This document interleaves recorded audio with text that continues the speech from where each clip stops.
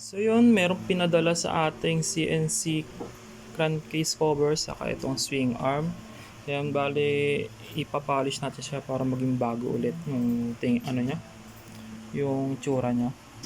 So yan, mga bigating parts yan. Ayan pa lang mga brand yan, guys. So ito kakatapos lang natin i-polish kanina. Kaso nag-brown out kaya hindi natin natapos tong CVT cover ni Bossing. Ayan guys, ganda na ito.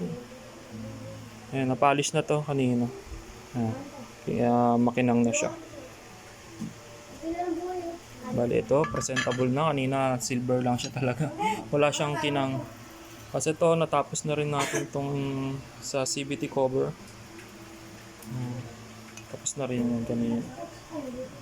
So nga lang nag-brown out kaya hindi natin to natapos agad. Ito yung cover niyan dito. Ito, dito yan. Dito nga ba yan? Or saan? Basta yun na yun. Hindi ko kabisado. So yan, ito yung susunod natin na ipapolish bukas. Saka to. Yan, abangan nyo to guys. Kasi may mga ano siya, may mga marks na, watermarks or stain.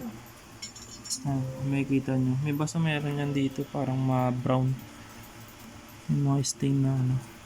Parang nagmark ko. Yan, papolish natin yung bukas. Abangan nyo yan guys. Papugiin natin. Ito, sobrang kinang na nito.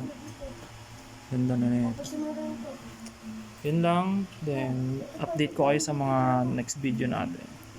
Follow nyo na rin yung page natin.